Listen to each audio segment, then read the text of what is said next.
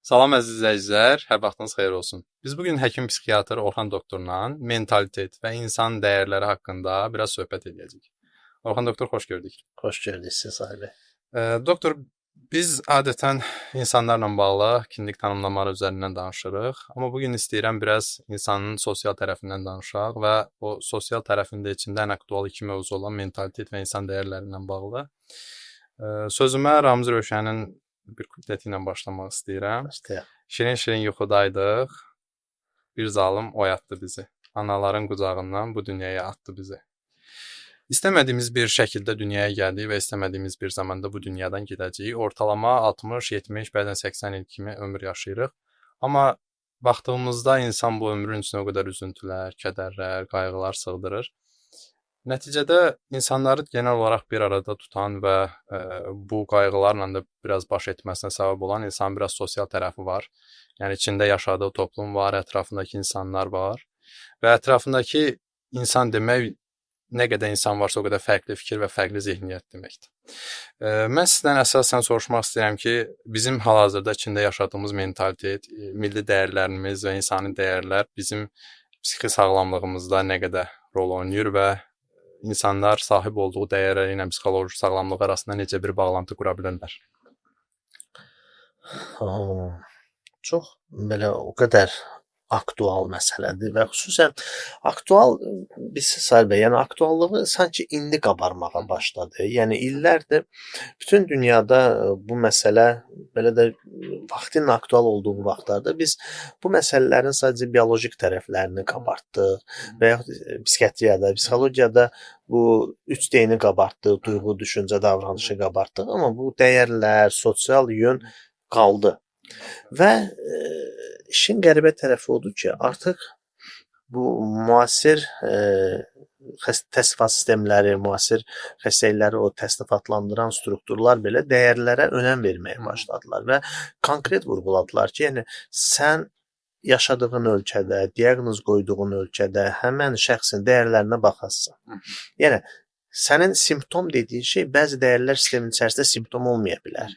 Sənin dərman verib başladığın şey əslində bir dəyər çatışmasından yaranmış ola bilər. Hətta ən ağır halında belə, psixozunda belə fərqli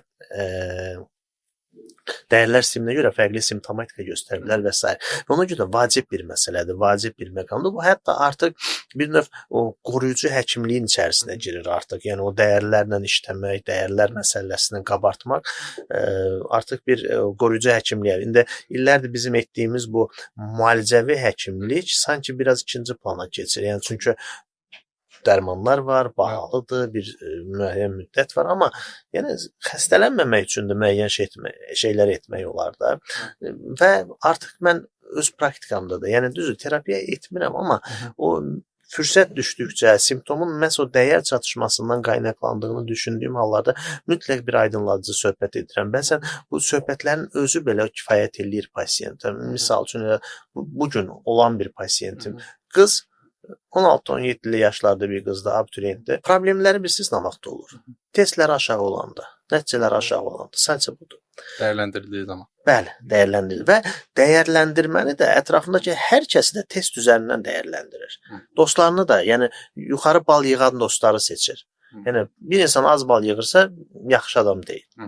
Yəni sadəcə bunun üzərindən söhbət etməklə ki, bax qızım, sənin bunun sadəcə balı yüksəkdir. Yəni insani keyfiyyətləri aşağı ola bilər. Yəni sən bir dostu və yaxud eyni dəyər sistemi ilə sən özünün övladlığını qiymətləndirə bilməzsən. Yəni mən az yığıramsa, yəni ana düşüncə budur ki, mən az bal yığıramsa yaxşı övlad deyiləm.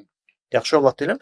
Mən deyirəm ki, gəl onda tərs məntiqlə baxaq. Onda sənin atan az pul qazanırsa yaxşı ata deyil. Yəni deyir ki, bu mənim borcumdur. Deyirəm, o da onun borcudur onda. Yəni necə ki, sənin atanın pul qazanmağı, sənin atalığınla, ananın yaxşı yemək bişirməyi, sənin analığın, ananın borcudur, yaxşı yemək bişirsin. Ananın yeməyi yaxşı çıxmırsa, o demək deyir ki, yaxşı ana deyil. Bu da sənin fərqli öhdəliklərin var, fərqli. Yəni oxumaq da onlardan biridir sadəcə. Və yəni bu şeylər önəmlidir artıq. Yəni və qızcığaz testlərin aşağı olduğu vaxtlarda özünü zərər verir. Yəni müəyyən davranışlar edir, hansı ki ailə də bundan narahat olur və s. Yəni ortada olan uşaq özünə zərər verir, amma kök olaraq gəldiyi məsələ tamam fərqlidir. Özünə verdiyi o dəyər sistemi ilə əlaqədardır. Bəli. Ona görə də çox vacib nüanslardır, çox vacib məsələlərdir. Yəni o hətta terapiyanın da bir əvvəldə artıq müasir terapiyalarda bilir sahibə. Yəni bu dəyərlər sisteminə çox önəm verirlər ki, yəni bunun dəyəri nədir bu? Hardan gəlir bu? Çünki o bilirsiniz dəyərlərimiz, o mentallığımız hamısı seçimlərimiz, verdiyimiz qərarların kökünün hamısında dəyərlər var. Dəyərlərimiz var. Bəli. Burada bir şey əlavə eləmək istəyirəm. Bu siz məndən yaşca böyüksüz, bəlkə biraz Sovet dövründə görmüsüz. Özəlliklə kapitalizmin bugünkü gün artıq pik həddə inkişaf elədiyi çağda insanlar artıq öz dəyərini sahib olduğu şeylərdə görürlər ya da sahib olmaq istədikləri şeydə, məsələn sizin dediyiniz kimi bal yığsam dəyərli olacağam. Əgər yaxşı məsələn Ad Universitetinə girsəm dəyərli olacağam ya da Avropada oxusam dəyərli olacağam.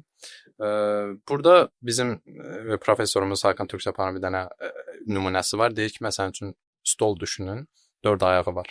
Onun əgər bir ayağı qırılsa, stol laxlayacaq və bəlkə aşacaq. Amma o stolun 9 dənə ayağı olsa, onun biri ya da ikisi qırılmağı stolun aşmağında elə də böyük rol olmayacaq. Yəni həyatımızda dolayısıyla nə qədər belə deyək də itirə biləcəyimiz şeylərin yanında sağlam siz dediyiniz kimi dəyərlər də toplaya bilsək, hansı ki çətin zamanda məsələn dərslə bağlı bir çətinliyimiz olanda amma sosial bacarığımızın yaxşı olduğunu ya da emosional bacarığımızın yaxşı olduğunu xatırladığımızda bir-birinin kompensasiya edildiyi düşünürəm. Çox yaxşı bir misal, çox yaxşı bir misaldır və eyni yanaşma ilə çox daha fərqli şeyləri atlatmaq olar da. Ya məsələn, bu da əslində bir indi dini dəyərlərə girir, amma misal üçün niyə intihar faktoru İslamda çox aşağıdır? Bəli. Yəni oradakı o adam fikirləşir ki, günahdır, olmaz və s. və yaxud ölümdən sonraki həyatın var olduğuna inanır. Bəli, bu fiziki ölmürük. Yəni buna bir mənalandırır əlbəttə ki, yəni düşünsənə, yəni şeydir, bir sən bilirsən ki, ölürsən və bitir gedir. Bəli. Yəni bu dözülməz bir şeydir. Dözülməz bir şeydir. Amma bir də fikirləşsən ki, yox, mən öləcəm. Öləndən sonra nəinki davam eləyəcəm, hətta köhnə ölən yaxınlarımı da görəcəm orada. Yəni bu yaxşı bir motivasiyadır da, yaxşı bir dəyər sistemidir. Yəni misal üçün deyirəm, yəni ki, bu dini tərəfdən yanaşandır və yaxud eyni şeyi fərqli aspektlərdən də yanaşıb dəyərləndirmə. Çox yaxşı, Hakan hocam çox yaxşı bir şeydir. Yəni dəyər nə qədər çoxdursa, bəli. Və bir də insan başa düşməlidir ki, sən yaşayırsansa, sənin problemlə üzləşmə ehtimalın artacaq. Yəni 30 yaşındayla, yəni əgər sənin məqsədin yaşamaqdırsa, demək ki, yaşayırsansa, problemlə yaxşı günündə olacaq, pis günündə olacaq və buna hazır olmalısan və bu hazır olmada bilməm, bəlkə də hansısa bir sualınıza qabaqlamış olacağam, amma insan yaşadığı coğrafiyanın dəyərlər sisteminə adaptasiya olmalıdır. Yəni sən əgər dəyərlər sistemindən deyək ki, sən bəyənmirsən mentaliteti, bu olmaz, bu olar tipində bir yanaşma. Nəsildə belə deyək. Bəli, hə, bir üsyan içərisindəsənsə, fərdi olaraq dəyişə bilməyəcəyini başa düşməlisən. Və sən bunu dəyişmək cəhdləri içərisindəsənsə, gələcək təzyiqlərə də başa düşməlisən ki, bu gələcək təzyiqlər olacaq. Yox, amma adaptasiya olub, ona uyğun fərdi qaydada yavaş-yavaş dəyişərsənsə, adaptasiya olaraq dəyişərsənsə, bu nə gözəl olacaq. Amma sən dəyərlər mənə görə pis dəyər yoxdur. Sadəcə işlənilməmiş dəyər var, yerində işlədilməyən dəyər var. Yəni çünki bu dəyərlər elə belə formalaşmır da, yəni min illərdən keçir, və bu da bir şey deyim, sadəcə bəlkə də qopa-qopa danışıram, amma yaş artdıqca bu məsələyə yanaşma dəyişir. Məsələn, mən 26-27 yaşında pasiyent baxanda mənə deyəndə ki, doktor, bunu bir çıldağa aparaqmı? Mən daş atıb başımı tuturdum ki, yox, çıldaqda nə işiniz var sizin? Amma indi mənə deyəndə ki, doktor, bunu bir çıldağa aparaqmı? Mən deyirəm, baxın, bizim müalicəyə toxunmayacaqlarsa, inancınız varsa, inanırsınızsa, niyə də olmasın? Yəni, getsin də tamam, yəni illərdir bu insanlar gedir də bura. Yəni, zərər görməyəcəksə, o dəvəsidəki kimi ağacla döyüb öldürməyəcəklərsə, getsin yəni. Yəni, nə pisdir ki, yəni bu, əgər mane olmayasa ümumi prosesə. Hə, ya, mane olan odur ki, sən artıq o deyir ki, yox, bu həkimlik deyil, bu dərmanlıq deyil, bu psixoloqluq deyil, bu terapiyalıq deyil, bu sadəcə nəysə yandıracam, düzəldəcək, yəni bu doğru bir şey deyil. Yəni o dəyərlər sistemini yerində qiymətləndirmək lazımdır. Yəni hətta müalicə prosesində belə bu bizim işimizə yarayır.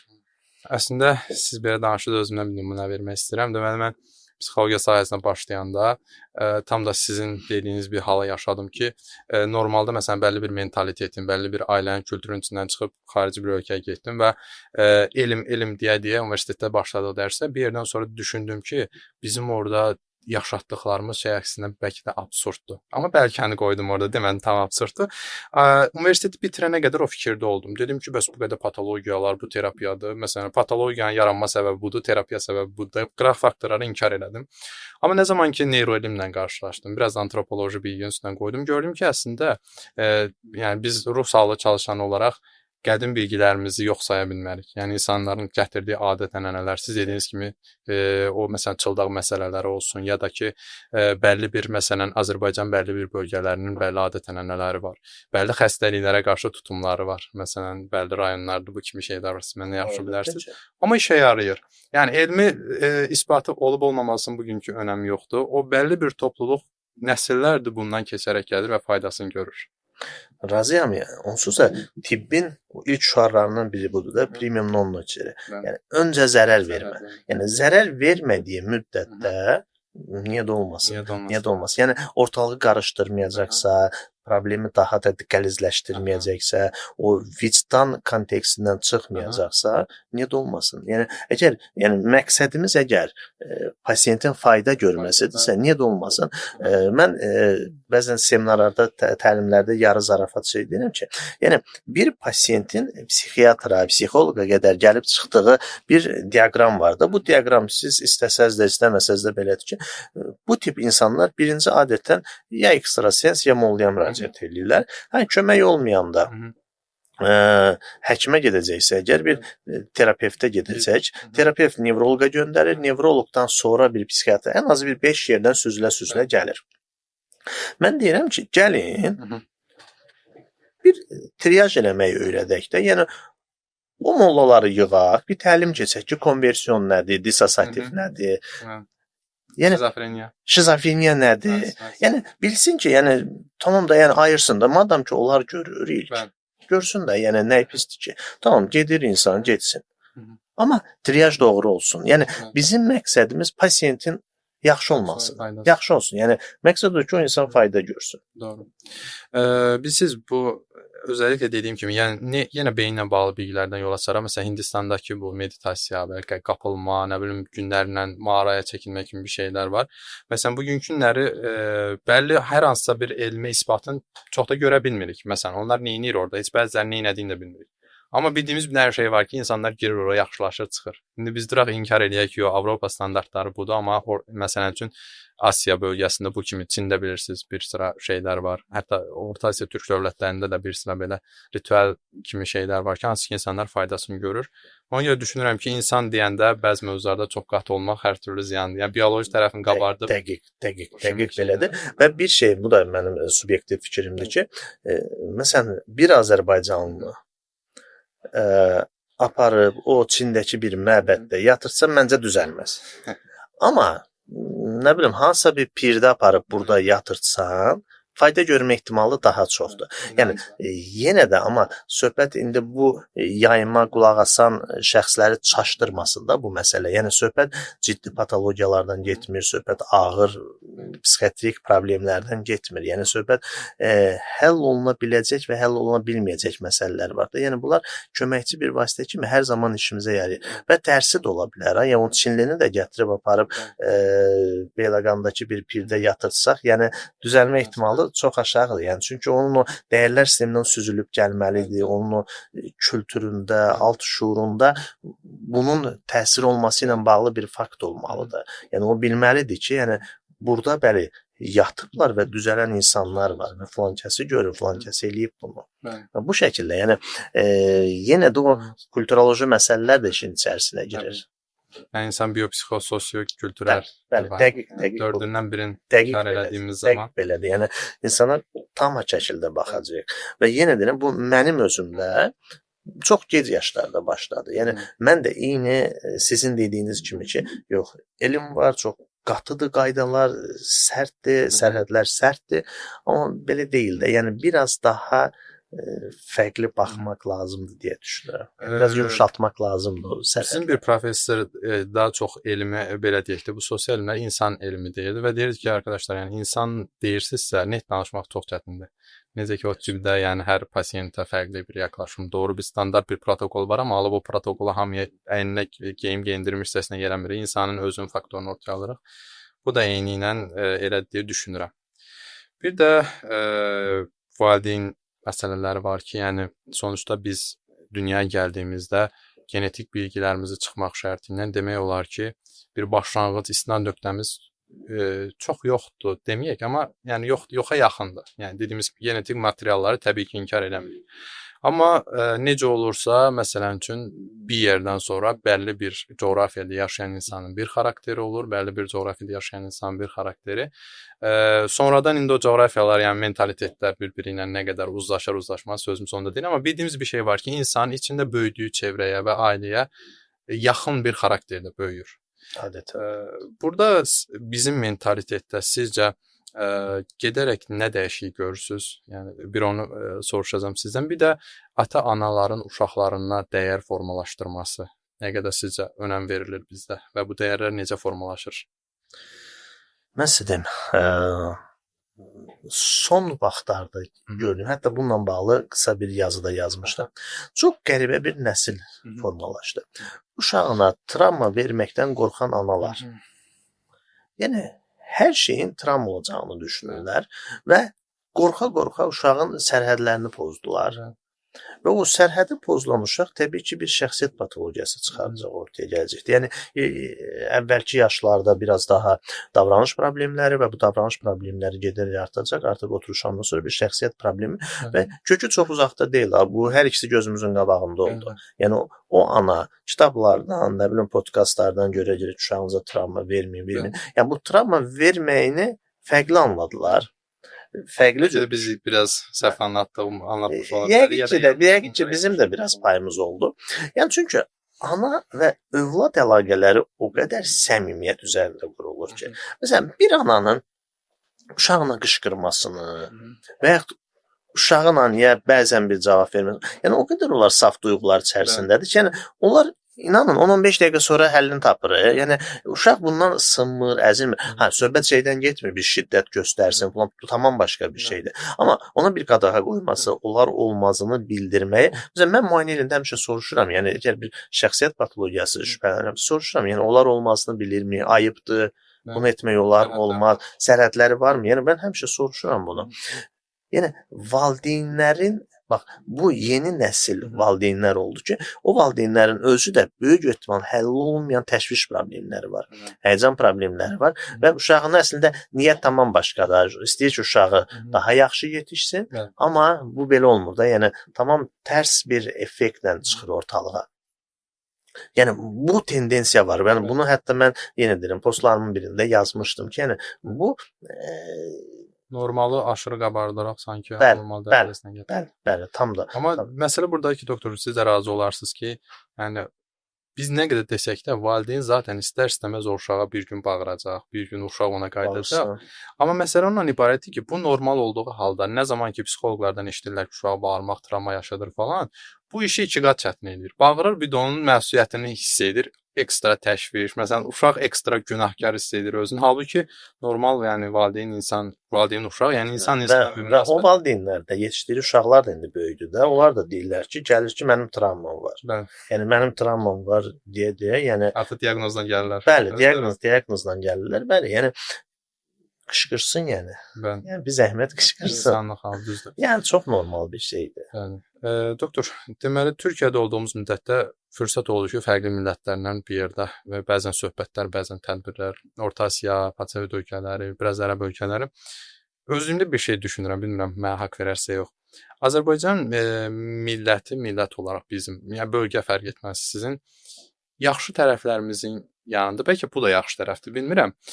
Biz çox empatik millətik. Bu yaxşı bir şeydir. Bunu inkar eləmirəm. Amma eyni zamanda digər millətlərə görə, mənə görə biz çox həyəcanlı və təşvişli millətik. Yəni digər postsovet ölkələrində məsələn bunu mən çox görmədim. İndi əlbəttə ki 3-5 insanı millətdə genəlləmək doğru deyil, amma məsələn bizdə bir ananın, atanın övladının 20 il sonrakı vəziyyətini düşünə bilərsən, amma bir də bunun belə vahiməli dərəcədə düşünməkdir. Yəni ona həyəcan verəcəyi, maddiyyat olsun, tərbiyəsi olsun. Məsələn siz dediyiniz kimi modern analar özəlliklə özəl məktəblərə mən baxıram. Uşağını uşaq kimi yetişdirməsindən daha çox öz istədiyi kimi yetişməsini istəyir.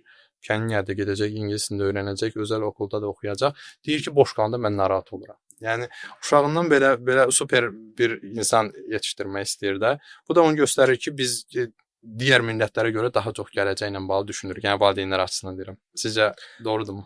Bunun doğrudur. Yəni dəqiq müşahidədir və bunun biraz indi bunu belə konkret nəyə bağlıdır demək çətindir. Amma mən bunu biraz bu türk toplumunun, yəni çünki biz də o türk toplumunun bir parçasıyıq, köçəri ruhu ilə əlaqələndirirəm. Yəni türklər həmişə köçüblər, türklər həmişə oradan ora və gələcək qeyri-müəyyəndir onlar üçün həmişə. Yəni gedirik görən nə olacaq orada? Gedirik nə olacaq? Yəni ev anlayışı, ev qurmaq anlayışı bu vacib bir məqamdır da. Yəni bir insanın evinin olması, niyə həmişə ilk iş bizim ailələrdə uşağın evi olsun?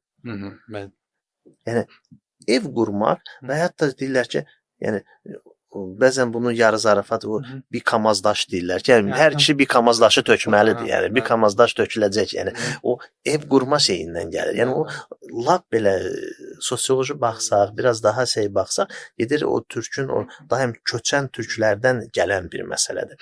Və o təşviş oradandır. Yəni gələcək daim qayğılı olub, gedirlər, döyüşə gedəcəklər və o çıxa bilmir və onların yetişdirdiyi analar falan biz gəlirik oradan və bu təkcə genetik bir şey deyil də, yəni həm də sosioloji bir məsələ. Təbii ki, mən razıyam bundan ki, bizim analar təşvişlidir, bizim analar, məsələn, bizim ədəbiyyata da baxanda, yəni bayatılar, ağlar, yəni necə ölümlə bağlı şeylər, yəni çox belə dəhşətli nümunələr var da orada ki, ana-övlad əlaqələrinin necə möhkəm olması ilə bağlı çox ciddi şeylər var. Və bu əslində pis bir şey deyil ha, amma təşviş halına gəlib çıxması bəli problemdir. Yəni bir zəng heç yadımdan çıxmaz. Ana övladını gətirib ki, bu əsəbidir. Deyirəm ki, oğlum niyə əsəbləşirsən? Deyir, doktor, təsəvvür eləyin. Mən yetişkin oğlanam. Dostlarımla əylənirik və dostlarımın telefonundan anamdan zəng gəlir. Ki, mən yığdım, bəs tapa bilmədim. Sənin nömrəni və onun da nömrəsini hardansa tapıb, hardansa onun kimləsə xahiş eləyib və s. və s. Və deyir ki, yoxdur, mən bunu əsəbləşirəm. Yəni, və başa düşürsən ki, ana təşvişlidir. Yəni, bu bir nümunədir, yəni. Amma təbii ki, yəni, hamımızın aşağı yuxarı anası narahatdır. Narahatdır, həmişə dalmıqca su atarlar. Yəni, gedək çataq. Yəni, anaların beynində bir şey var ki, uşaq çıxdı sevdən başına bir iş gələcək. Yəni, o suyu atırlar, yəni, dalıca. Və olsun. Yəni, pis bir şey deyil, yəni uşağın, amma onun məhrəmiyyətini pozmamaq şərtindən olmalıdır. Onun o şəxsi sərhədlərinə girməmək şərtindən olmalıdır. Yarı zarafat, yarı gerçək mən sizə bir söz deyim. Nevrotik pasiyentlər üçün, təşvişli, həyəcanlı, konversiyon pasiyentlər üçün ən böyük risk bilsiz nədir risk faktoru? Qaydanalı evdə yaşamaq. Mən həmişə ailələrə məsləhət görürəm ki, yəni maddi vəziyyət imkan verirsə mütləq ayrı yaşasınlar. Yəni yaxın ev olsun, eyni blokda olsun, alt üst olsun, yan-yanakı mənzillərdə olsun, kiraya qalan eyb yox, amma ayrı yaşamaq çox fərqli bir hissdir. Yəni həm o qaynana gəlin problemləri, yəni biz nə qədər inkar etsək də, yəni böyük sıxıntıdır da, yəni bu ölkədə böyük sıxıntıdır və müdaxilə bəzən özellikle qadınlar üzərinə böyük baskı düşür. Və ortada ən çox zərər çəkəndə oğlan olur. Yəni bir tərəfdə həyat yoldaşı, bir tərəfdə anası və bunu qadınlar o qədər belə incə bir şəkildə qurulmalıdır ki, yəni əziyyət çəkməsinlər. Yəni o ailənin də problem olur, sonra oğlan özü, bəli uşağa da yansıyır, oğlan özü çox əziyyət çəkir. Yəni düşünün də, yəni bir tərəfdə iki qadın var, sən bu iki qadının arasını daim düzəltməklə məşğulsan. Yəni bütün işin, gücün budur.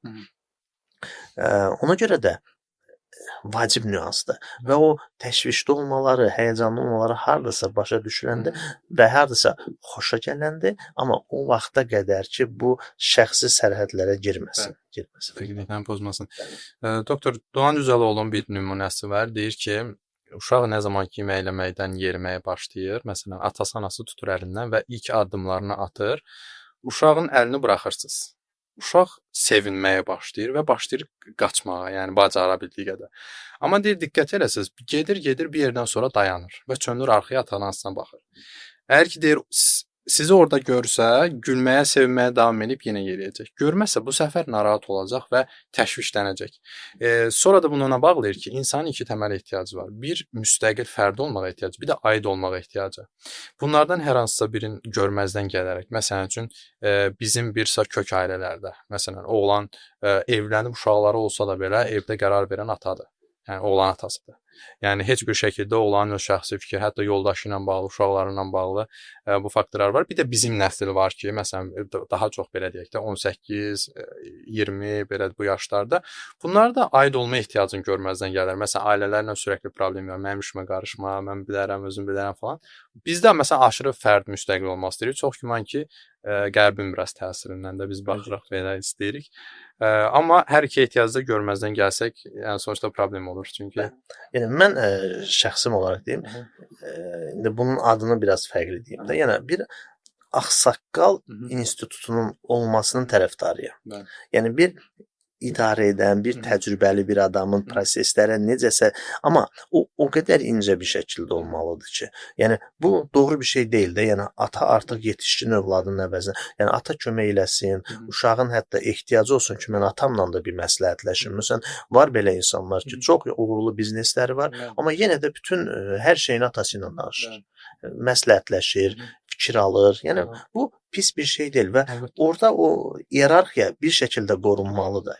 Yəni sizin dediyiniz kimi tam oradan qopmaq böyük problemdir. Çünki qopanları biz gördük.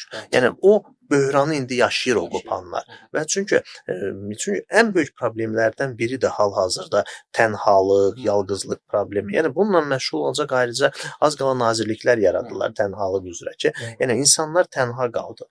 Yəni bizdə o sosial əlaqələrin iç-içə olmağı, sosial əlaqələrin bu qədər yaxşı olmağı sevindirici bir şeydir. Yenə də, yəni problem sadəcə o şəxsi sərhədlərə girəndə başlayır. Yəni şəxsi sərhədlərə girmədiyi halda qohumluq əlaqələrinin olmağı çox yaxşı bir şeydir. Məsələn, o məşhur söz var da, zəngələ gör bibingil necədir. Yəni bu yaxşı bir şeydir də. Yəni yıxsın da bibisini soruşsun bir zəhmət. Yəni burada pis bir şey yoxdur axı. Yəni bir maraqlansın, pis gününü, yaxşı gününü araşdırsın. Yəni bu həm də psixi sağlamlıq yönündən də yaxşı bir şeydir. Yəni bu məzə obyekti deyil, bu lağ obyekti deyil. Yəni o qopmaq olmaz, o ənənələrdən, kökdən qopmaq olmaz. Sadəcə çox yaxşı zərgər dəqiqliyinə bunu eləyən ailələr inanın çox uğurlu olurlar. Yəni həm o ənənəvi ailə modelini qoruyur, həm də ki müstəqil özü qərarlar verir və öz ailəsini yetişdirir və bu şəkildə davam edir. Bir olaya şahid olmuşdum Türkiyədə, bir belə deyək, iqtisadiyyatla bağlı bir konfransda. Bir şey dedilər və mən çox təəccübləndim. Bina tikən bir şirkət deyir ki, son zamanlar tikdiyimiz binalarda daha çox 1+1 deyir də türklər. Yəni bir otaq studiya evlərə üstünlük veririk və məsləhət görəm siz də verəsiniz. Səbəb ondan ibarətdir ki, artıq insanlar ailə olaraq da bir yerdə yaşamırlar. Evlənirlər, bəlli bir müddətdən sonra boşanırlar. Boşanan insanları nəzərə alın. Baxın, onların hərəsinə ayrı-ayrı ev lazım olacaq. Artıq biz 3 otaqlı, 4 otaqlı evi kiməsə sata bilmərik. Yəni artıq insanlar studiya 1+1-lərdə. Yəni görün ki, vəziyyət iqtisadiyyata sirayət edir. Təbii ki, yəni bir binalar gəlir. Hətta bu Türkiyə üçün bunu eşitmək məni çox təəccübləndirir. Bəli, İstanbulda. Türkiyədə də yəni ailə modellərinin o qorunduğu yerlərdən biridir yəni. Çox təəssüf yəni. Gedərək daha belə deyək də, bəli, biraz da qərbə yaxın olduqları üçün qərbin təsirinə. Ümumiyyətlə doktor, bizdə bir sinə var. Məsələn, dediyim kimi biz yaşlı olan insanlar, biz bir şey görürük. Amma hap deyə onu belə deyək də yedizdiririk özümüzə. Heç araya bir bariyer qoyub düşünmürük. Mənə gəlir ki, bu biraz ailədən gəlir. Məsələn üçün türklərdə belə bir deyim var ki, sorğulanmamış dəyərin, yəni gerçək dəyər deyil, ya da sorğulanmadığın, yəni üzərində düşünmədiyin inancın sənin inancın deyil də, direkt sən onu təkrar edirsən. Hətta Doğan Cüceloğlu'nun bənzətmə edir ki, robot insan deyil. Yəni sən atandan, anandan gördüyünü təkrar edirsən də, nə olsun sən ağıllısan, nə olsun sənin inancı var. Heç zaman oturub düşünmədin ki, inandığım şey nədir və yaxud da niyə inanıram, inanmam səbəbi nədir. Bizim yaşlı olanlar da sanki içərisində bir şeylər belə qaynayırmışcasına, məsələn üçün, o qərbin təsirindən bir şey gördüyümüzdə həmən hopur canımıza. Heç düşünmürük ki, məsələn üçün, deyəlim ki, tək yaşamağın fəsadları nədir? Bu insanlar düşünmür. Mən adətən sosial media paylaşımlarında təkliyə qarşı şey yaparam da, biraz belə bir yerdə yaşayan, hə, mübarizə deyə adına. Dostluqlarınızı artırın, məsələn, ailənizlə vaxt keçirin. Yəni bunu 4 il tam tək yaşamış bir insan kimi deyirəm. Yəni tərbiyyəsi vaxtında tam tək yaşadım. Mən sevinə-sevinə getdim gedəndə ki, tək yaşayacağam, müstəqil qərarlar, hər şeyimi tək edəcəm. Getdim, kirada qalırsan belə tək, evin ödənişləri, evin qarşılıqları. Amma bir yerdən sonra Türklər demiş, düşünürsən ki, nə olur da, yəni nə baş verir, nəsə əksikdir.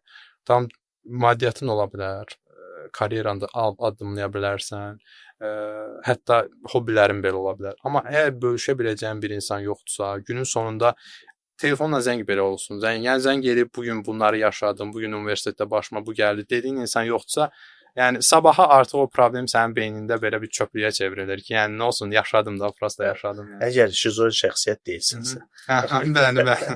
Və yəni şizoid şəxsiyyətlər təbii bundan zövq alacaqlar. Yəni bəli. Amma şizoid hamı şizoid deyil də, yəni şizoid olmayanlar var və tamamilə yəni 250 olaraq razıyam ki, yəni sosial əlaqələrin qırılmağının yəni çox böyük fəsadları olacaq. Yəni və bu dəyişir, hər zaman dəyişir və bu qarşılanmaz bir prosesdir əslində. Və o şeyi həmən qəbullanmağımız, həzm eləmemiz də məncə artıq insani bir şeydir. Yəni bu o süzgəcdən keçirilməlidir. Yəni vay o gündən ki, o süzgəcdən keçmədi, ilişdi qaldı orada və özünə kök saldı və yeni bir dəyər olmağa başladı. Hə, bu problemdir. Çünki hər dəyər bayaq dediyim kimi, yəni pisi yoxdur, sadəcə yaxşı işlənməlidir, yerinə görə istifadə olunmalıdır və bu da artıq illər tələb olunan bir şeydir də. Yəni bu fərdin işi deyil, bu sahiliyin, Orxanın işi deyil. Yəni bu artıq yavaş-yavaş süzülə, yəni bu və bunu kör-körənə eləmək də olmaz ha. Yəni bunu necəsə kontrollu bir şəkildə uyğun, belə nə şiş yansın, nə kebab prinsipi ilə etmək lazımdır. Razıyam. Ramiz Rövşənin bir dənə də stat var. Bu şeiri son zamanlar oxudum. Özüm doğradım, çapdım özümü, yoğurdum, yapdım özümü. Nə yaxşı tapdım özümü. Yanımdan keçib getmədim. Böyrümdən keçib getmədim. Doktor, sanki bir yaşa qədər yaşayırıq. Sonra o insanın püxtələşməsi deyirik də, formalaşması, özünü tanıması falan. Mənə son zamanlar elə gəlir ki, o insan özünü tanıması əslində bu günə qədər yığıldı, içində yığılan şeyi, öyrəndikləri, yaşadıklarından yavaş-yavaş azad olmasıdır. Nəinki yeni bir şeylər öyrənməsi. Bilmirəm, bu sizə nə qədər haqq verərsiniz ya da bu barədə fikir. Tam da Ramiz Rövşən dediyi kimi, nə yaxşı tapdım özümü, bölümdən keçib getdim. Mən əslində var idim. Ola bilərdi ki, elə onu varlığımı görməzdən gələrdim. Yəni var da elə insanlar, yəni 70 il, 60 il yaşayır. Niyə yaşayır? Nə həyat idi bu, fərqində olmur. Razıyam. Amma yəni bu arayış içərisində olmaq insan xislətinə yad bir şey deyil. Yəni bu dini tərəfdən də bu belədir. Mentallıqda da, yəni sosial şeylərdə də. Yəni öz adımdan deyirəm, subyektiv fikrimdə mən yaş artdıqca daha rahat olmağa başladım. Yəni o məşhur bir söz var da, yəni hər şeyin mənə görə yaxşısını dənlədim.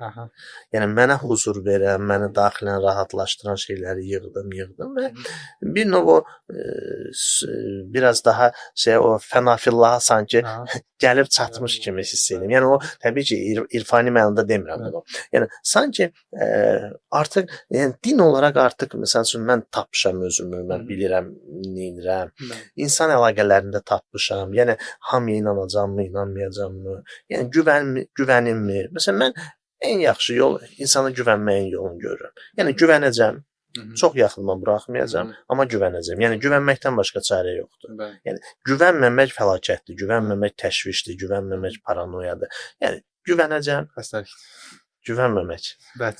Yəni güvənəcəm, amma ehtiyatını saxlayasın. Yəni insanları bu pisliyi, bu mənə aldadacaq məntiqi ilə hər kəs özündən kənarlaşdırmaq olmaz. Yəni bir ortada olasan, insanlarla daim əlaqə içərisində olasan və hər təbəqəni görməlisən. Yəni xüsusən bizim sayda çox vacibdir. Hər təbəqəni görəsən. Yəni sən pambığın əkilməsində, yoncanın biçilməsində bilməlisən, kriminal həyatı da biləsən, TikToka da baxasan, meyxananı da biləsən və kvant fizikasında irfanı da biləsən ki, yəni biləsən deyəndə yəni hamısını bilmirəm, amma məlumatlı olasan, məlumatlı olasan və öz içərisində süzgəsindən keçirəsən və sən özün tapasan da biləsən sən kimsən və harda rahatsan, harda huzurlusan, içindəki o huzur hardadır, zamanla tapılan bir şeydir. Və bu metafizik mənada deyil ha, bu belə şey mənada deyil ki, hə, özümü tapdın mənasında yox. Yəni, sözün əsl mənasında insan bilir artıq sən nə yaşayırsan. Çayın dəmləməz kimi, dəmlənir insan. Bəli, tam da budur. Yəni, yavaş-yavaş və onda bu ləzzətli olur ki, onda dadlı olur ki, sən də bunun fərqindəsən. Sən fərqindəsən ki, dəmləndin artıq, yəni çatdı. Mən tamamilə fərqli bir mentalitetin içine getmişdim. Türkiyənin Ege bölgəsi biraz daha Avropaya yaxın idi və orada özünə məxsus dəyərləri var idi, demirəm dəyərləri yaşatmırdılar. Amma elə bir dəyərlər idi ki, yəni mənim üçün də böyüdüyüm, xüsusən Azərbaycan bölgəsi olsun ya da bizim ümumi Azərbaycan dəyərləri olsun, heç bir şəkildə üst-üstə gəlmirdi. Heç bir ortaq yanı yox idi. Universitetdəki rəftarımızdan tutun da evlilik məsələlərinə qədər, nə bilim kafedə davranışa qədər. Mən məsəl üçün bir ara və mənə yüklənən bilgilərə görə bir ara bir neçə ayımı sadəcə qarşı çıxaraq keçirdim və sanki ən düz mənimmiş kimi onlara lağ edərək, belə Azərbaycanlı uşaqlarla oturub sadəcə deyirdi ki, görürsüz bu belədir, bu belədir, bu belədir. Nə zaman ki, sanki siz dediyiniz kimi də bir yaş da sanki zaman, yəni zaman məsələsinə inanan birisiyəm ki, yəni həqiqətən də zaman lazımdır. Zaman keçdikcə bir şey gördüm ki, nə zaman ki sən düşünsən tək doğru sənindir, çox yanılmış olacaqsan. Bir toylarına getdim, hansı ki heç bəyənmirdik. Deyirdik ki, Ege bölgəsi bunu çox belə süni falan. Amma bir baxdıq ki, məsəl üçün bizdən daha çox əyləndirmişlər və əylənmək üçün də onların bəlli adət-ənənələri var, hansı ki içində olmadan bəyənmirdim. Amma nə zaman ki özümdən taviz verdim və türklər demiş, açmaq olsun da, yəni sən nəzərə alırsan ki, bu insanların yaşatdığı bir şeylər var. Yəni illərlə yaşanılan bir şey var. Tək doğru sənin kimi davransın, o zaman həqiqətən də mutsuz olursan orada. Çünki bəlli bir sərhəd çizirsən, ən doğru mənəm. Siz dediyiniz kimi biraz o şəxsiyyət pozuntularına yaxın bir şey, amma bu biraz yəni sözümü mentalitetə gətirmək istəyirəm. Nə zaman ki özündən taviz verməyə başlayırsan ki, Türkün bir adət-ənənəsi var, Avropanın biri, Çinin bir, sizi bayaq dediyiniz kimi Çinə getsək, bəlkə biz olan rituallarını qəbul edə bilmərik. Amma bir Azərbaycan tələbənin birinci yerdə bitirmişdi universiteti, bir çıxışında demişdi ki, müəllimlərimiz bizə bir şey öyrətdi, dünya vətəndaşı olmağa, yəni Azərbaycan vətəndaşı ola bilərsən, Azərbaycan milli dəyərlərini, mentalitetini yaşada bilərsən, amma eyni zamanda yəni dünya vətəndaşı demək əslində elə genel insan deməkdir də, yəni insanı həm dəyərləri yaşatmaq, insana aid dəyərləri yaşatmaq, eyni zamanda fərqli fikirlərə də, fərqli belə deyək, dünya görüşlərinə də açıq olmaq bu mənada. Bu artıq hər insanın çatacağı bir mərhələ deyil. Yəni həm dünya olur. Siz danışdıqca yadıma, bilmirəm, bəlkə də səhv düşür, bir Gəncədən çıxanda, üzü Bakıya gələndə sağda bir kənd var, həm dünya deyəsən nəsə belə bir kənddir. Yəni onu keçən və bir kafenin adına qoyublar. Ne bilmirəm, kənd qalırmı falan. Yəni keçəndə şey fikirləşdim. Yəni insan gör hardan hara gəlir. Məsələn, birinci deyirsən ki, bu mənlə eyni məhlə uşağıdır bu. Yəni sənin çevrən bir hələ məhlə çərçivəsindədir. Biraz keçir. Biraz böyüdükcə, biraz söhbət fiziki böyümədən getmir. Yəni çevrən açıldıqca o məhlə uşağı olur şəhər uşağı olur Azərbaycanlı və sən gör gəlib hara çatırsan, hətta daha ibtidai şeylərdə həmköşən sözü var. Həmköşən bilirsiniz nədir? Kəndçilər otlaq yerlər olurdu, köşənli idilər. Yəni bunların heyvan otardığı yerlə sizin heyvan otardığınız yer olur. Deyir ki, filankəs bizim həmköşəndir. Yəni insan özünə çəkmək üçün həmişə bir bəhanə tapır və həm dünya olmaq. Yəni bu artıq üst mərhələ bir insandır da. Yəni sən nə qədər mənəvi olaraq mənəvi inkişafın o həddinə çatmalısan ki, insana insan kimi baxmalısan. Yəni bu çox çətin bir şeydir Asad bəy. Bax, siz orada getdiyiniz birinci kursdakı mübarizənizi davam etdirsəydiniz ki, qarşı bu nədir, belə yaşamaq olmaz məsələn. tükənəcəkdir. Yəni sizin o resurslarınız, sizin o eforunuz yoxdur ki, orada bir mentallığı, dəyərlər sistemini dəyişəsiniz. Əgər sizin resurslarınız buna imkan vermirsə, fərdi mübarizə aparmaq sizin özünüzdən yeyəcək və bir mərhələdən sonra tükətəcəksiniz. Bəli. Çox böyük belə deyək, xərc tələb edir səndən o. Təbii Amma o ki. xərci də niyə verəsən ki? Hə, yəni o da var. Təbii, yəni bu məsələ budur da. Yəni ondan sonra adaptasiya olmaq. Sən bilirsən ki, sən 4 il burdasan. Bəli. Mən bu 4 ildə mən bura adaptasiya olacağam. Burada lazım olanlarımı eləyəcəm və qayıdacağam. Mənim üçün huzurlu olan yer deyək ki, Azərbaycandır. Və ümumiyyətlə Azərbaycanı bəyənmirəm. Mənə görə oranı da misal üçün deyirəm. Yəni dəyişəcəm və bu şəkildə yaşayacağam. Doktor, yenə də son zamanlarda yaşadığım bir şey. Ramiz Röşənin o 2 kupletini oxudum. Bəlkə də 1000 il əvvəl səhv düşüb, nəsə 1000 illik səhvə qurban getmişik. Bunu yadımda saxladım. Ondan sonra bir ara antropologiyaya aid bir kitabla qarşılaşdım. Eyni zamanda beyin bilimləri ilə bağlı, yəni beyin üzərindən daha çox yazılmış bir kitab idi. Göstərir ki, biz son 10 ilə qədər hansı ki sənaye artıq insanlar bir yerdə yaşamağa başladılar. O kitabın təməl məqsədi bundan ibarətdir. Bu arada kitabın adı türkçəsi Çoğu insan iyidir kitabıdır. Belə çoğu insan yaxşıdır mənasında. Orada inkar eləməyə çalışır. Nə inkar eləmək? İnsanların pislikləri, müharibələri, bir-birinə qarşı pis davranışı. Deyir ki, mən bir gün durdum, düşündüm ki, burada nəsə var. Bu belə olmalı deyil. Və araşdırır, Avstraliyaya gedir, müxtəlif qəbilələri araşdırır. Orada bir şey görür ki, insanlar yerləşik həyata keçənə qədər, təbəqələşmə yaranana qədər topluluq şəklində yaşayırdılar da və köçəri həyat yaşayırdılar. Yəni mağaralarda yaşayırdılar və heç bir tarixi iz tapa bilmirik ki, insanlar bir-birinə savaşsınlar, bir-birinə qarşı pis nəsə desinlər və yaxud da ki, bir nəfəri öz toplumlarına qəbul eləməsinlər.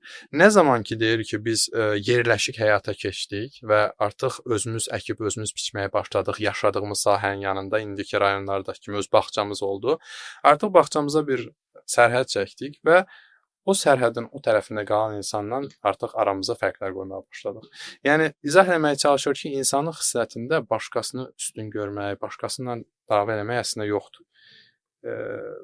Bəlli bir mühit olur ki, o mühit səndən onu tələb edir. Yəni beynimiz açısından da baxsaq, məsəl üçün az öncə danışdığımız kimi, əgər patoloji bir halınız yoxdursa, beyin ünsiyyət qurmaq istəyir. Yəni neuroelmin içində tək bir şey çıxartmış olsaq, insan sosial bir varlıqdır. Nə qədər münasibət qurursa, dopamin də yaxşı olur, serotonin də. Yəni bir sözlə ehtiyac qalmır ki, onun biologisindən əlləşək. Bəzi insanlar öz-özünə yaxşılaşa bilir. Məsələn, depressiyaya biz bəlli bir limit qoyuruq da, falan müddəti keçəndən sonra və yaxud da bəzi mütəxəssislər gözləmə tələb edir ki, ola bilsin ki, bu yas sürəci məsələn üçün öz-özünə sağalanlar. Məsələn, depressiyanın hamısı bizə gəlmir ki, ya da dərman qəbul eləmir, düzdür?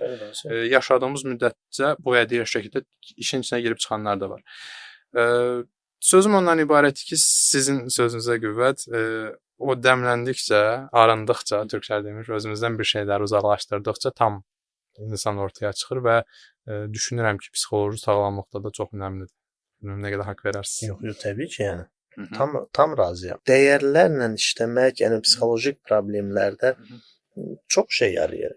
Bəzən bir söhbət belə çox şey yarayır. Məsələn, bu yaxınlarda bir pasiyent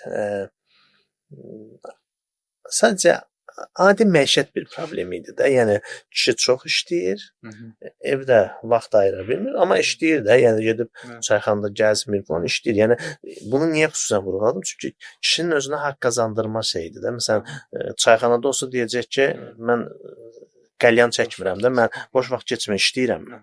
İşləyirəm sizin üçün işləyirəm. Amma həyat yoldaşı deyir ki, çox sağ ol. İşləyirsən, amma biz də varıq da. Yəni bunu elə işlə ki, bizə də vaxtımız qalsın. Və bu qız bir dəfə, 2 dəfə bunu deyəndən sonra qız konversiyon bir tutma keçirir. Özündən getmə, bayılma, əl-ayaq yığılır, qıcanır və s. Sadəcə indi bu işin bioloji tərəfini qoyuram kənara. Sadəcə həyat yoldaşı ilə danışanda da mən dedim ki, bax, buradan çıxdınız, evə getməyin.